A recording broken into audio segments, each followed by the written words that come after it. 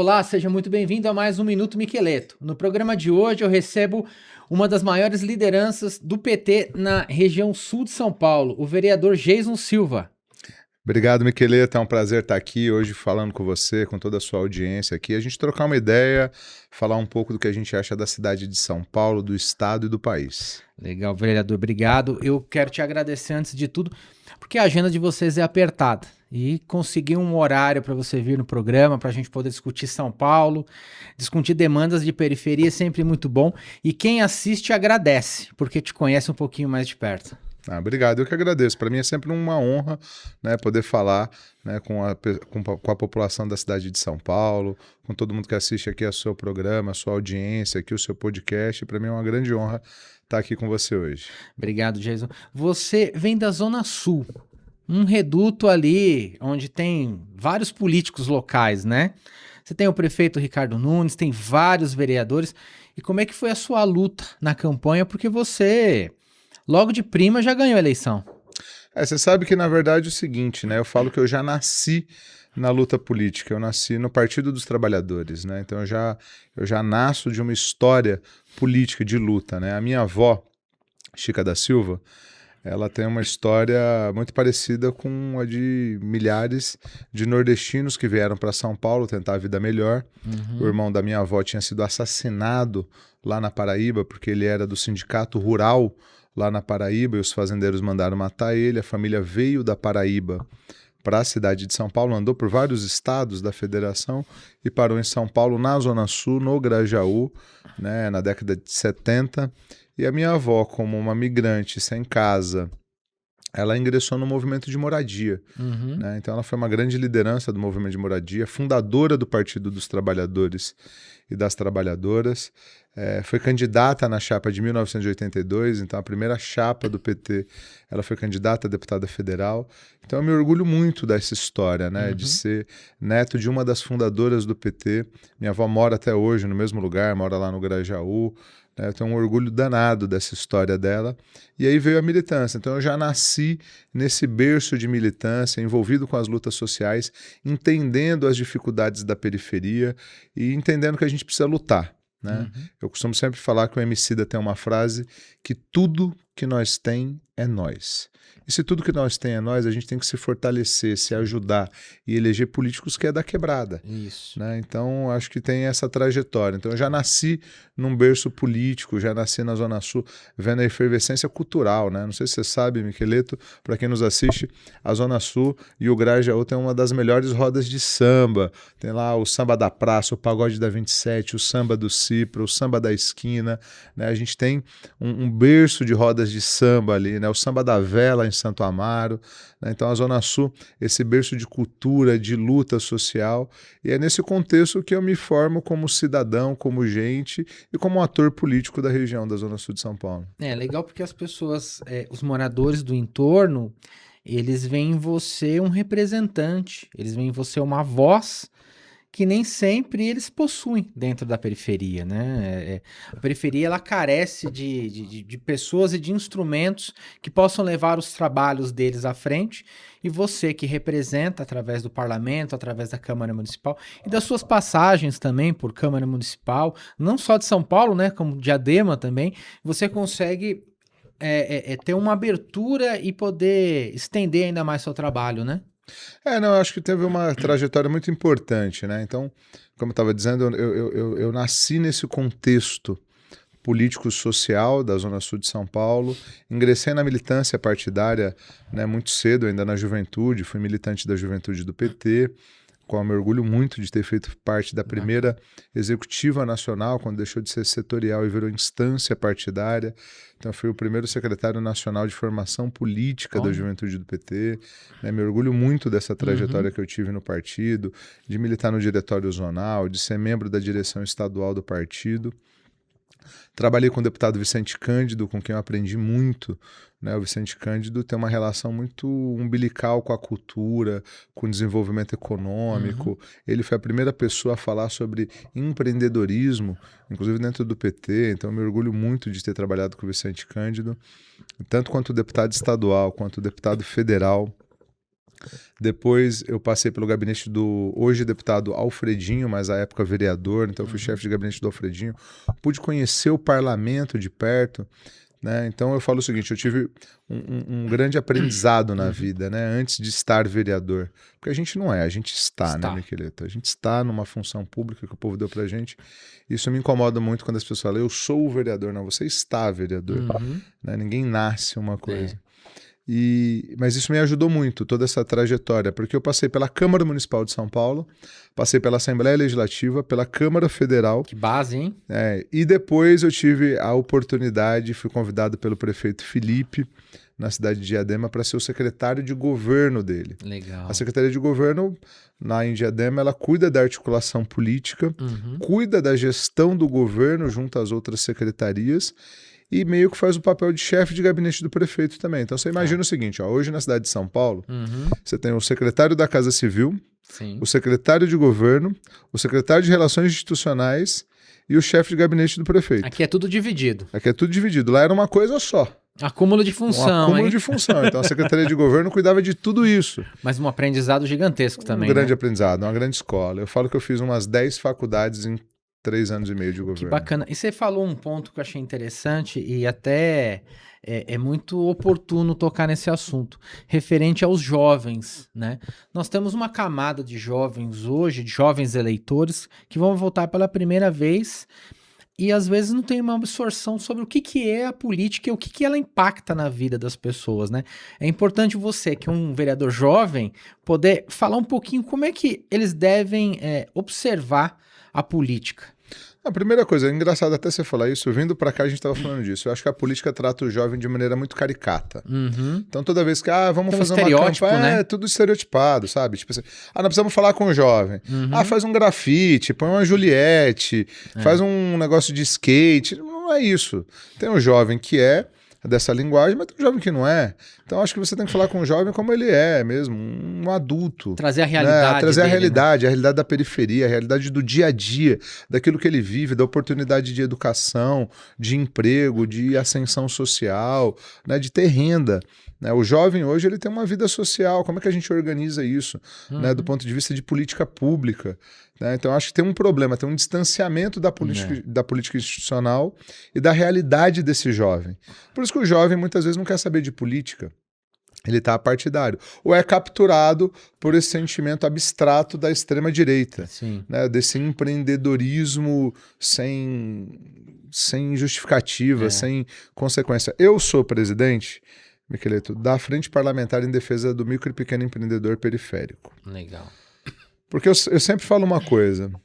Eu aprendi o que é empreendedorismo vendo a minha vizinha vender geladinho. Na prática, né? Na prática. Quem sabe o que é empreendedorismo de verdade é quem está na periferia. Não é esses coach, não é Pablo Marçal, esses picareta de vendedor de curso. Quem sabe o que é empreendedorismo na real é quem é da periferia. E não só na prática, mas também na necessidade, na necessidade, porque faz aquilo ali para poder ter uma renda extra. Então, é a dona de casa que vendia uma revistinha da Avon, sabe? Que fazia um bolo para poder vender, né? Que fazia o salgadinho para festa no final de semana. Esse é o empreendedorismo real, da vida real das pessoas, que hoje está se materializando no aplicativo, está se materializando em outras coisas. Virou uma uberização, né? Uma uberização. Né, uma terceirização do que é empreender. E que eu não sou contra, eu acho que é uma modalidade de você ter renda. Sim. Né, mas não é empreender isso, né? Você trabalhar, vender o seu tempo, a sua hora para uma plataforma. Você acaba sendo... Aí você entrou no assunto Pablo Marçal e tal, aquela coisa toda. Existe um termo que é muito falado nesse meio, que você se torna escravo do seu próprio trabalho. Né? Então, assim, o lado do empreendedor é de poder entender exatamente como é que funciona esse trabalho e você poder flexibilizar as atividades e, de repente, até gerar novos empregos, né? É isso, que é diferente da uberização, que é diferente dessa terceirização do trabalho. Que eu não sou contra, viu, gente? Você, trabalhador de aplicativo, que está assistindo a gente aqui, eu quero trabalhar para defender os seus direitos aqui na Câmara Municipal de São Paulo. Você é um trabalhador que precisa ser reconhecido como isso. Mas hoje a Uber, né, 99, enfim, todos esses aplicativos, todas essas plataformas, eles são bico.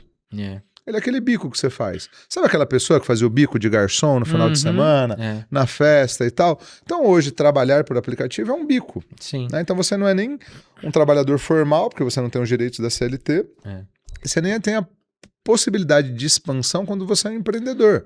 Porque quando você é empreendedor, você tem possibilidade de expansão do teu negócio. Eu tenho uma loja de vender artigos eletrônicos, pô, eu posso vender pela internet, né, nas plataformas, né, nos marketplaces, eu posso abrir uma segunda filial, uma terceira filial. Empreender pressupõe de outras coisas. Fazer com que o seu negócio vá adiante. Trabalhar na CLT, você vai ter fundo de garantia, férias remuneradas, 13º e tal. O problema é quem está no Uber, ele tem o pior dos dois mundos. A volatilidade do empreendedor, mas sem a possibilidade de ganho futuro, como o empreendedor tem. Né? E ele também tem o seguinte, o horário dele cronometrado ali para trabalhar como CLT, só que sem ter as garantias do CLT. Sim. Então, eu não acho que tem que acabar. Seria demagogia da nossa parte falar isso. Você precisa repensar isso. Você precisa repensar como é que você faz isso. E não é forçando também a um imposto do aplicativo. Não é nada disso, né? Mas a gente tem que repensar esse modelo e as pessoas entenderem que, na verdade, o trabalho por aplicativo ele é um bico. Ele só te gera renda, mas ele não te dá a possibilidade de crescer e escalar o teu negócio, como empreender, e também não te dá a possibilidade de ter garantias sociais, como tem a CLT. Nós tivemos um crescimento gigantesco do número de PJs, né, nos últimos anos. E de uma maneira desordenada, onde que faltou esse diálogo que nós estamos falando aqui. Se tivesse uma política voltada para esse meio e que fizesse com que as pessoas refletissem um pouco mais, talvez elas não se tornariam escravas do seu próprio trabalho, talvez através daquele próprio trabalho você geraria empregos e aí a roda giraria de uma maneira melhor, né, vereador? É isso mesmo, não, eu concordo em número, gênero e grau, assim. Porque o problema não é a pessoa trabalhar como PJ, né? Desde que a personalidade jurídica dela preste serviço para outras empresas. Quando você tem um cliente único, isso não é empreender. Né? Isso, na verdade, é você burlar as leis trabalhistas. Sim. Né? Então, essa é uma questão que a gente tem. Né? Quando você é um PJ, pressupõe de você poder ter outros clientes, inclusive. Nem que você tenha um cliente prioritário, que é aquele que te gera mais receita, tal. Isso é normal em qualquer empresa.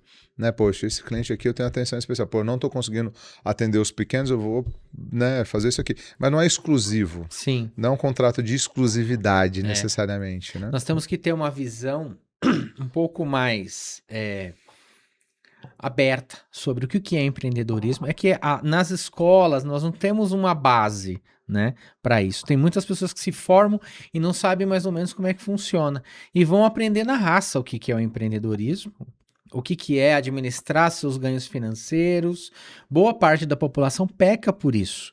Ainda bem que existem empresas que de repente conseguem te dar um suporte, por exemplo, um Sebrae, que te dá cursos que você consegue ter uma visão mais eloquente sobre o que é o mercado. Mas caso contrário, as pessoas vão naquele imediatismo, né, vereador? Na necessidade. É isso, na necessidade.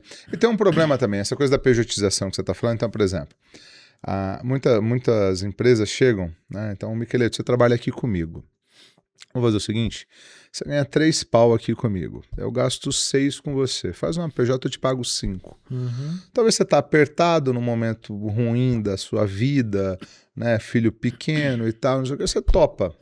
Então você vai ganhar 5 pau, então você está pensando na sua cabeça, pô, eu estou quase dobrando o meu salário de 3 para 5, só que aí você não tem mais férias remuneradas, então você não vai poder planejar a tua viagem, se você for viajar, você vai ficar 30 dias sem emitir a nota fiscal, então você está perdendo aquilo. Você não vai ter mais o 13º. Então você perdeu aquele complemento de final de ano, para você pagar o IPVA do carro, para você pagar a rematrícula das crianças, etc. Você nem sai de férias. IPTU. Então você não tem o 13º, você não tem as férias remuneradas, e aí se você perder o vínculo ali com aquela empresa que você presta serviço, você não vai ter o fundo de garantia, você não vai ter o seguro-desemprego. Então, o problema é o seguinte, hoje as pessoas não estão buscando o direito trabalhista. Eu até entendo, porque o custo de vida está alto. Pô, um aluguel na periferia é caríssimo, é um absurdo. Né? O custo de transporte, de água, luz, telefone, porque mudou-se a realidade, né, das pessoas. Se a gente tivesse num podcast aqui há 20 anos atrás, numa entrevista, Uhum. boa parte das despesas que se tinha antigamente não se tem hoje e vice-versa. É. Né? Então, por exemplo, antigamente você ia numa videolocadora alugar um filme. Hoje não, hoje você tem a Netflix, é um Sim. outro tipo de despesa diferente. Então você É. tem os streamings, Uhum. todos os streamings aí do mundo para ter. Você não tem mais a TV a cabo, mas você tem os streamings, né? Você comprava um CD para você ouvir na sua casa, hoje você tem os streamings de música Uhum. e assim por diante. Você tem uma série de necessidades, conta básica. Uma pessoa Sim. na periferia de São Paulo, lá em Guaianazes, essa pessoa era água, luz, quando no máximo o telefone que era linha fixa. Hoje tem água, luz, telefone, internet. Aí se ele tem mais de um filho, ele tem mais de um celular para comprar, mais de um plano de internet para ter, tem que ter 2 televisões em casa, antigamente era uma. Mudou o mecanismo de consumo. Então, de fato, o salário das pessoas estão apertado. E com isso elas estão atrás de renda. Sim. O problema é que a renda não te dá garantia futura. Então, enfim, eu acho que é uma coisa que nós precisamos discutir, rever essa questão do mundo do trabalho. O Partido dos Trabalhadores está fazendo uma ampla reflexão sobre isso. O que é o mundo do trabalho? Porque a gente pensa o mundo do trabalho ainda lá do Lula, Sim. na porta da fábrica. Do Lula zero ainda, antes de ele se tornar presidente, antes de se tornar né? presidente, líder sindical. Né, que o Lula ia para a porta da Volkswagen e falava com 40, 50 mil trabalhadores. É o estereótipo que você disse no começo do programa, né? Nós temos essa imagem ainda, e passados, praticamente 40 anos aí, né? Nesses 40 anos o Lula se tornou presidente 3 vezes, tá mais uma aí, enfim. Mas o meio de trabalho, ele não teve uma linha de progressão, ele teve opções. Então, por exemplo, o PJ, ele surgiu de uma CLT que não estava dando muito certo no mercado. E aí entrou uma lacuna que é o PJ. E as pessoas foram na necessidade. Estão indo na necessidade, sem planejamento, sem uma visão estratégica de futuro. Porque é o seguinte, qual que é a questão? E aí eu entendo, é que nem eu falei aqui, gente, aqui eu tô fazendo um debate franco com você aqui, de peito aberto, Miqueleto. Porque eu até entendo. Porque, vamos lá, o pai de família, com todas essas despesas que nós estamos falando, ele quer trabalhar lá no mercadinho da vila para ganhar R$1.800, R$2.000, ou ele quer se matar de trabalhar e poder ganhar 3.000 no Uber, 3.500. Você tá falando de, 50% a mais da renda. Com certeza. Sabe, tá todo mundo no sufoco. Se a gente for ver o endividamento das famílias brasileiras, é um absurdo. Por isso que o programa do governo federal Desenrola é fundamental, porque ele ajuda as pessoas a terem crédito mais barato para pagar suas dívidas. Porque uma taxa de juros de 15% ao ano é um absurdo, cara. O custo de vida aumentou muito. Poxa vida. E se você tomar empréstimo... E aí você tem bet, que é um mal que está acontecendo nessa sociedade, está estragando o nosso futebol, está estragando a sociedade de maneira geral, essas bets. Então você tem um outro tipo de custo de vida. Então a gente precisa botar o pé no chão, entender esse novo mundo do trabalho, essa nova realidade, a realidade de renda real que as pessoas têm. Porque você sabe por quê, Miqueleto? O debate das 6 por 1 hoje, ele é o debate mais importante do Brasil. E por que criou tanta polêmica assim, vereador? Criou tanta polêmica porque tem gente ainda que tem a visão de escravagista. Tem gente que queria viver ainda na escravidão. Quando foram libertar o nosso povo escravizado, tinha gente que falava que o Brasil ia quebrar. Aí trouxeram os imigrantes para cá. Aí disseram que o Brasil ia quebrar. Quando foi criar a CLT, disseram que o Brasil ia quebrar. Férias remuneradas, todos os direitos trabalhistas, eles falam que vão quebrar. Que vai quebrar. E sabe por que é uma realidade hoje tão forte, não era nos anos 80? Porque, vamos pensar aqui, pensa comigo. Provavelmente, os teus pais, os teus tios, os teus avós e tal, vieram numa realidade industrial. Trabalhavam na indústria. Na época da Revolução Industrial ali, né? Alguém da tua família trabalhou na indústria. Sim. Com certeza isso. Se você pensar hoje, quem trabalha na indústria? Pensa no teu grupo de amigos. Nossa, deve ser muito pouco. Muito pouco, nossa. 1, 2, Por quê? Porque, infelizmente, desindustrializou o Brasil. Então, a economia nossa cotidiana virou uma economia do comércio e serviços. Inclusive o seguinte, por exemplo, eu quando era criança lá na Zona Sul, Para você ir numa loja, numa Pernambucanas, numa Casa Bahia, a gente tinha que ir para Santo Amaro. Hoje, na Avenida Belmira Marim, tem 3 Casas Bahia. Não. Uma loja Pernambucanas. Tem todo o comércio do mundo que você imaginar. E qualquer bairro da periferia tem uma loja de roupa, de sapato, de tudo. Então, isso é bom, porque popularizou o comércio. Fortaleceu o comércio local, né? Fortaleceu o comércio local, deu possibilidade para novos empreendedores. Mas você criou uma demanda de uma força de trabalho mais de 6 por 1. Porque o teu tio que trabalhava na indústria, ele trabalhava de segunda a sexta. E se trabalhasse num sábado, eventualmente, e tal, para aumentar a produção, ganhava bem. A indústria tinha os melhores salários. Então, quem é da indústria ganhava os melhores salários. Quem é do comércio e serviço ganha os piores salários. Só que trabalha na 6 por 1. Então, o grande problema é esse. É você botar a pessoa para trabalhar 6 vezes na semana, com um dia de folga, que esse um dia de folga nunca é um dia da hora, nunca é um dia legal para a pessoa. É a segunda, é a quarta. É bom para a empresa, não é bom para o funcionário. É isso. Então, acho que a gente tem que ter esse equilíbrio. Tem que ter diálogo, acho que o fim da escala 6 por 1, do jeito que ela está negociada, o deputado Alfredinho foi fundamental, viu? Queria dar um depoimento público aqui para você. O seguinte, manda um abraço para ele, conheço ele pessoalmente. O programa vai ser transmitido amanhã, mas hoje é aniversário do Alfredinho. Então, Alfredinho, beijão para você. Parabéns, Alfredinho, que nasceu no dia de São João. Olha só. No dia 24 de junho. Então, parabéns, Alfredinho, para você. Abençoado. Mas o Alfredinho teve um papel fundamental nesse texto do fim da escala 6 por 1. Isso é aquela coisa que, infelizmente, os meios de comunicação tradicional não falam. Porque o texto do jeito que está e que foi aprovado na Câmara Federal, ela diz que vai ter uma redução, né, progressiva. Mas uma redução progressiva real, né, que vai ajudar o setor produtivo, os empregadores a se adequarem, mas que vai dar possibilidade real para o trabalhador. Por exemplo, o PL, né, o Partido dos Ladrão, né, porque PL não é partido liberal, é partido de ladrão, só tem ladrão ali. O PL, ele queria que essa transição fosse durante 10 anos. Ou seja, ia aprovar um texto agora que só ia valer daqui 10 anos. 10 anos. Tem uma transição aí, né? Poxa, mas uma transição de 10 anos. Aí eu pergunto para você, trabalhador que está aí trabalhando 6 por 1, você aguentaria mais 10 anos nessa escala? Nesse regime, né? Nesse regime, como que ia estar a sua saúde física, a sua saúde mental? Você não ia ter. Então o Alfredinho foi um dos caras que ajudou ali na negociação para fazer uma transição. Então a gente trabalha hoje no regime de 44 horas semanais. Então daqui 60 dias depois da aprovação dela e da sanção do presidente da República, ela cai para 42 horas semanais. E depois de um ano ela cai para 40 horas semanais. Já implementando o fim da 6 por 1 e reduzindo a jornada de trabalho. Que aí é um texto que eu acho que acomoda, né, tanto o empregador quanto o empregado. Consegue ser plausível para a sociedade, né? Isso. E o Alfredinho foi fundamental nisso lá. Estava na comissão especial que dialogou, que debateu.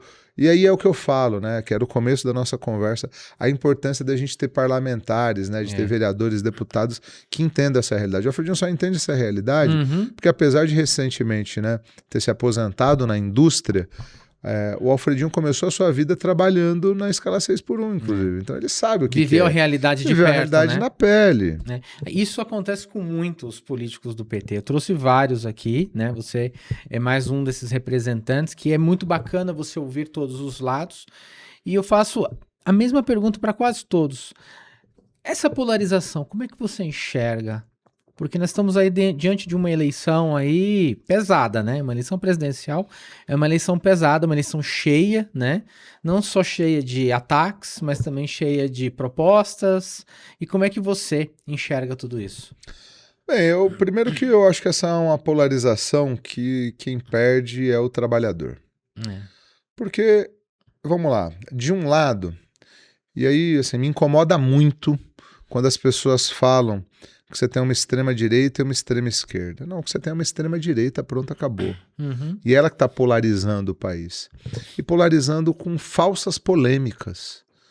E quem perde com isso é o trabalhador, porque ele fica dividido. Então, por exemplo, eles vão lá e colocam Deus na parada. Uhum. Como se Deus tivesse um lado na disputa eleitoral. Tá. Primeiro que estão fazendo uma heresia, Uhum. né? Estão cometendo um pecado gravíssimo. Então, Deus não vai votar no Deus dia. não vai votar no dia, entendeu? É um absurdo o que eles fazem, né? Só que é o seguinte, eles mexem com um sentimento de uma crença individual das pessoas. Uhum. Então, poxa vida, como é que você compete com isso? Se de um lado, né, você tem falsos líderes religiosos dizendo que Deus tem um lado na eleição. Uhum. Isso é um Uma absurdo. narrativa, uma né? narrativa absurda. Né? Quando eles falam que eles estão defendendo a família. Poxa, eu também defendo a minha família, você também defende a sua família. Uhum. Nós defendemos a concepção de família. Sim. Então, poxa, então eles colocam uma narrativa, quando na verdade a família que eles defendem é a família Bolsonaro. Uhum. É a família deles, é 134 milhões por uma bosta de um filme. Uhum. Entendeu? É o Eduardo Bolsonaro sendo bancado pelo Vorcaro lá no Texas. É isso que eles defendem. É a realidade, né? É o Jair Renan que está sendo acusado de fraudar documento para aplicar golpe financeiro. E aí na internet... É o Flávio Bolsonaro com a mansão de 6 milhões de reais. É essa família que eles defendem, aí eles vêm trazer isso. E outra coisa, vamos lá, o Bolsonaro entende de família, porque ele já teve 4 mulheres, então esse entende de família mesmo, teve muita família já na vida, né? Então, para eles, só que eles criam uma narrativa de um jeito que fica parecendo que nós da esquerda somos contra a família. Poxa, eu que sou casado com a mesma mulher, né? Eu sou acusado de não defender a família, de não defender, entendeu? Eu não estou dizendo que as pessoas não podem se divorciar, não é isso. Não é nesse campo moral que eu jogo. Quem joga é eles. Sim. Mas é com um falso moralismo, porque nem eles praticam o que eles falam. Você viu aquele pastor bolsonarista que andava de calcinha por aí, entendeu? E pregando contra a população LGBT. Aí é complicado. E aí a população que não tem tanta informação acaba sendo enganada por falsos relatos, por falsas notícias, e aí nós temos as chamadas fake news, né?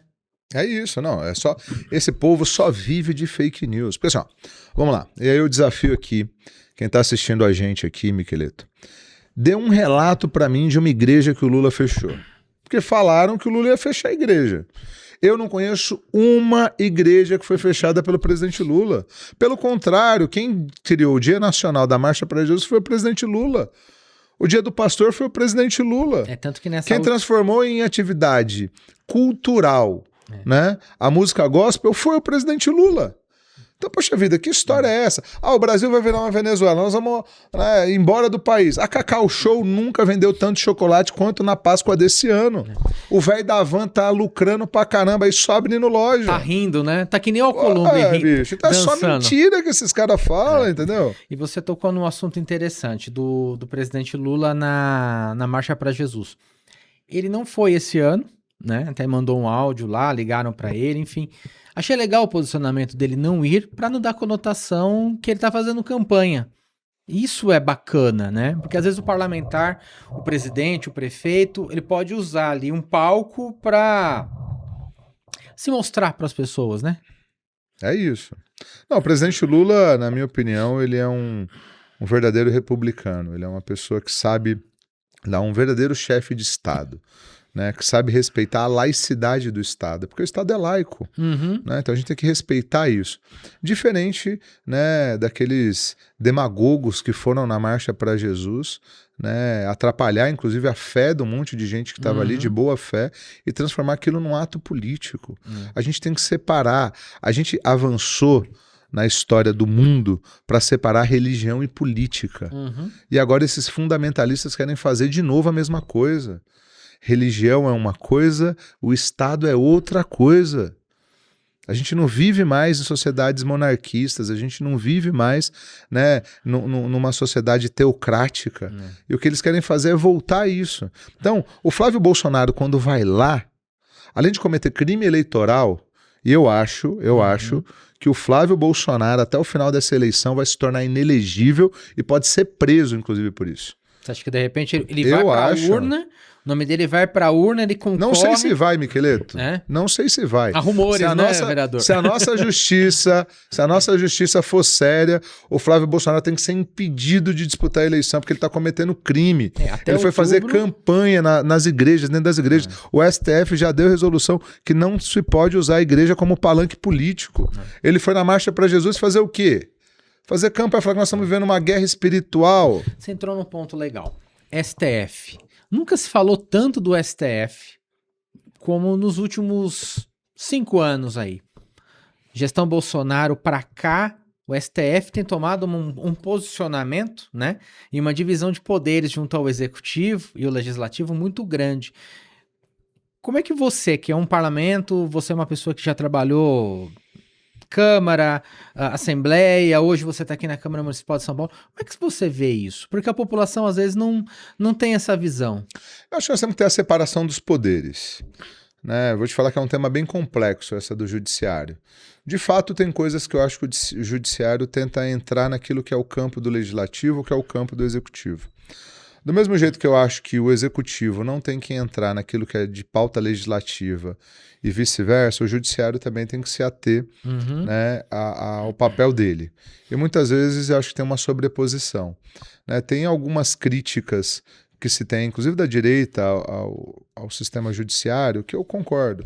Por exemplo, quando você teve o Sérgio Moro fazendo política daquele jeito, poxa, agora ele vestiu a carapuça do que ele queria fazer, ele queria disputar a eleição, então ele virou senador da República, ele é candidato a governador do estado do Paraná, mas ele quis fazer política com a toga. Sim. Pô, então tá errado. Então é o poder judiciário querendo fazer disputa política, disputa eleitoral. Foi Escolhe isso. O lado que você quer estar, né? A Lava Jato foi isso. Agora, por exemplo, quando você tem a defesa da democracia contra os atos golpistas do 8 de janeiro, aí sim é o papel do Supremo Tribunal Federal. Tá. O STF está ali para garantir a democracia, o Estado democrático de direito. Porque é o seguinte, eles estão falando que foi um passeio de velhinhas em Brasília, mas, meu irmão, eles quebraram, sabe assim, eles defecaram no Congresso Nacional. Mas que velhinhos indisciplinados, hein, vereador? Pelo amor de Deus, entendeu? Foram lá fazer baderna, foram lá tentar né, subverter a ordem do Estado democrático de direito. E tentaram mudar tanto essa narrativa... Né? Foi até bacana você ter tocado nesse assunto, porque eles tentaram mudar tanto essa narrativa, né, sobre o 8 de janeiro, que em várias esferas, chega uma história aqui, chega uma história lá, chega uma história no Trump, e aí é vendida uma outra história. Então, assim, isso é muito complicado. E, assim, existem valores não só institucionais dentro do que foi feito, mas também morais, né? Muito, muito, muito. Assim, primeiro é o seguinte, vamos lá, eles estimularam essas pessoas, porque assim, ó, teve um aquecimento. O 8 de janeiro foi o ápice, mas teve um aquecimento. Por que você mandou as pessoas ir para frente do quartel, Bolsonaro? Para quê? Para fazer o quê? Para defender a democracia? Você ia ali no Ibirapuera, no Parque Ibirapuera, Miqueleto, para quem nos assiste aí, que passou por lá nesse período, tinha a faixa intervenção militar. Eu achava aquilo um absurdo, cambada de vagabundo, que não tem o que fazer, que não ia trabalhar, que ficava o dia inteiro na porta do quartel, né, defendendo o fim da democracia. Porque intervenção militar é o quê? O que é intervenção militar se não é o fim da democracia brasileira? Então, ou seja, eles estimularam essas pessoas para ir lá, tentando falar com um alienígena, com um celular, né, rezando para pneu de caminhão, né, acreditando em fake news o tempo todo, para depois escalarem isso e mandarem todo mundo para Brasília. Sim. Então tem uma trajetória, aí, né? tem uma trajetória. Então não é só o ato. Né? Você teve bomba estourada, você teve o cara que se matou lá perto do Congresso Nacional. Não foi um ato isolado, Não foi um ato isolado. Então você tem uma série de coisas. Você tem uma minuta do golpe do Bolsonaro, gente. Ó, esse vídeo aqui, depois eu vou mandar, Miqueleto, que o repórter pergunta pro Bolsonaro. Bolsonaro, tinha uma minuta do golpe? Ele, tinha, e daí? Tinha lá, mas não usou pra nada. Pô, mas como é que um presidente da República em exercício tem a minuta de um golpe? É vagabundo. O Bolsonaro, na minha opinião, tinha que estar preso. Esse negócio de prisão domiciliar, o cara tentou arrancar a tornozeleira eletrônica dele com solda. O ato do Bolsonaro, e aí foi legal você ter entrado nesse ponto, o ato do Bolsonaro, você compara toda essa cronologia que você trouxe nessa história, e aí comparando o fato do Aécio Neves na época do impeachment com a Dilma, de não ter aceitado a derrota, você acha que há uma similaridade nas duas situações? Há uma similaridade. Eu acho que o Aécio Neves é um golpista educado que come de garfo e faca, né? A esquerdinha caviar, como dizem, né? É uma direitinha caviar, na verdade, né? E já o Bolsonaro não. O Bolsonaro é aquele cara que fala de intervenção militar. Gente, o Bolsonaro, só que tem uma coisa. Olha só, hein, vou falar em primeira mão, nunca falei isso na minha vida. Puxa vida, hein? Tem uma coisa que eu acho que o Bolsonaro, ele é. Tem uma qualidade que ele é. Ele é sincero. Ele sempre falou que ele era golpista. Ele sempre falou que não acreditava em democracia. Tem entrevista dele do final dos anos 90 dizendo que não acreditava em democracia. Que a ditadura, o problema da ditadura foi que matou pouco, tinha que ter matado mais. Ele foi deputado, tinha que matar né? o Fernando Henrique Cardoso. Ele, como deputado, falou isso. E olha só, Miquelito, sabe? Assim, desculpa, eu até me empolgo com, a história, com né? isso. Porque, gente, vamos lá. O cara que não acredita na urna eletrônica... Não, gente, desculpa. Você bolsonarista que porventura tá assistindo aqui esse episódio do Miqueleto, vou dizer uma coisa pra você. Cara, como é que você acredita num cara que fala que a urna eletrônica tá fraudada, que a urna eletrônica não serve pra nada, mas ele foi deputado federal, filho deputado federal, filho senador, deputado estadual, tem um filho vereador em Balneário Camboriú, tá lançando um para presidente da República, o outro para senador em Santa Catarina, tem parente dele aqui na Assembleia Legislativa, o irmão dele é pré-candidato a deputado federal, e eles não acreditam na urna eletrônica. Mas por que é candidato, então? E é engraçado porque, assim, essa história da urna eletrônica, ela é sempre combatida, né? A toda eleição é a mesma narrativa. É urna eletrônica. Nessa, temos o Trump aí, falando da nossa querida urna eletrônica, mas lá nos Estados Unidos o voto é no papel. E é por correio? E é por correio, tudo bem. Lá o voto não é obrigatório, é facultativo, mas mesmo assim o resultado é conhecido e assim, há dias depois, e lá existe um sistema totalmente diferente do nosso. Totalmente diferente, onde cada estado tem um peso na votação. Aqui não, aqui é democrático.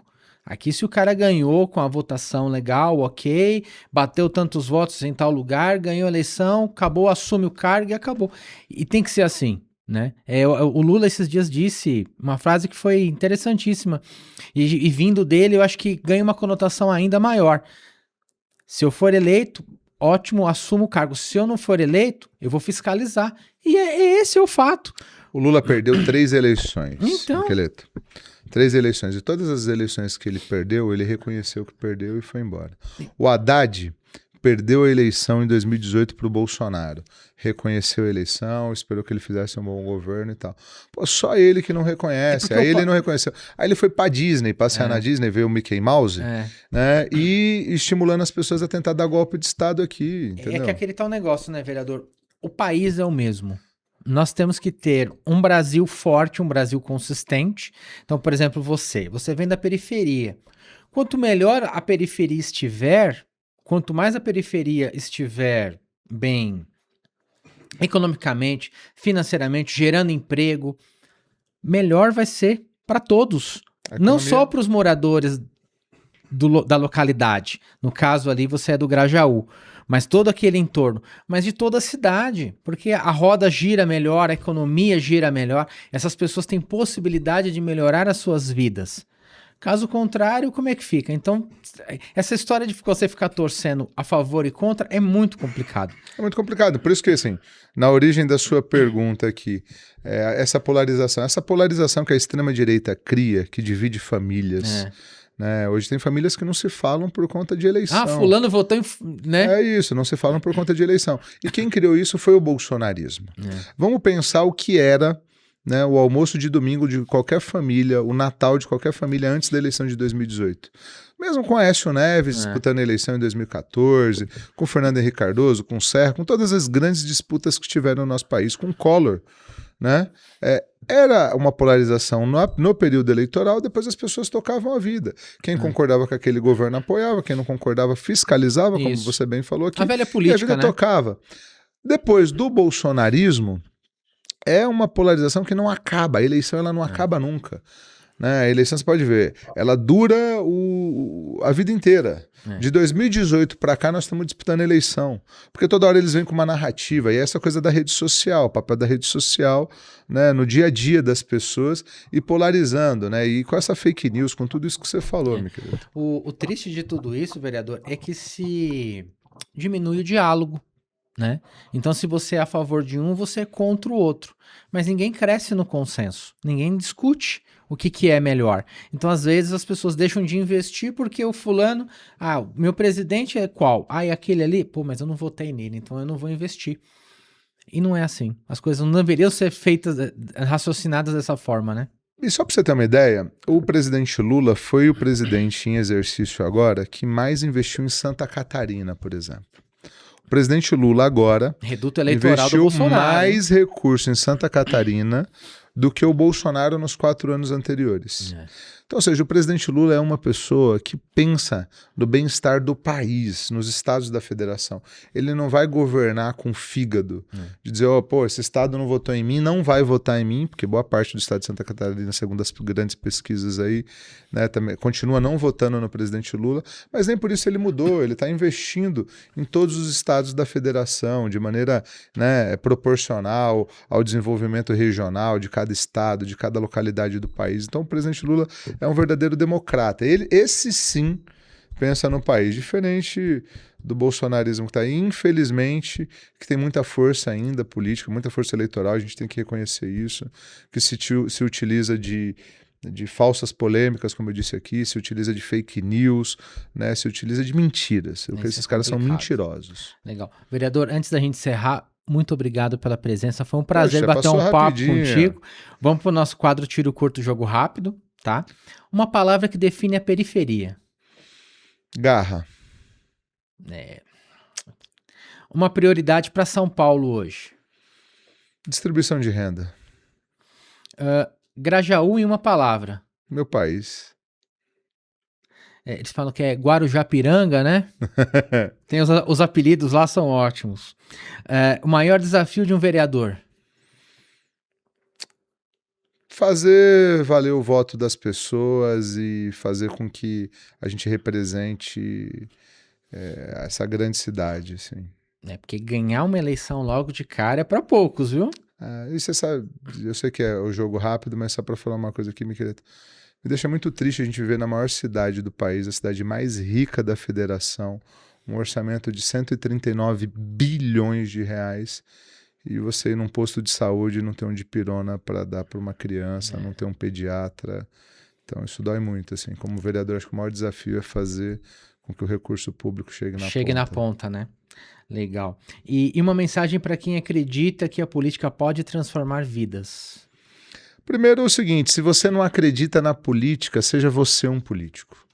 Venha você aqui para a política para ajudar a ter boas ideias, para representar aquilo que você acredita e, sobretudo, para quem é da periferia. Vem para essa trincheira também e vem ajudar aqui a gente construir uma política boa, né, para as pessoas da cidade de São Paulo, essa cidade tão rica e que merece muito mais. Legal, Jason. Obrigado pela presença mais uma vez. Foi um prazer te conhecer. Imagina, falei demais, né? Não, foi ótimo. Sou falador. Batemos o tempo certinho. Obrigado. Vai para os seus compromissos. São Paulo precisa de representantes como você. Vai passar amanhã, eu vou apostar aqui. Pode deixar, 2-1 Brasil, lá, hein? Vamos ver o palpite do vereador. Amanhã nós vamos saber, hein? Gol do Neymar ou não? Não sei se o Neymar entra em campo ainda, não. Vamos ver. Falaram que ele vai entrar em campo. Vamos ver. Valeu. Tá certo, vereador. Tchau, obrigado, tchau. Viu? E para você que curtiu o nosso programa, acompanhe o nosso conteúdo e até a próxima.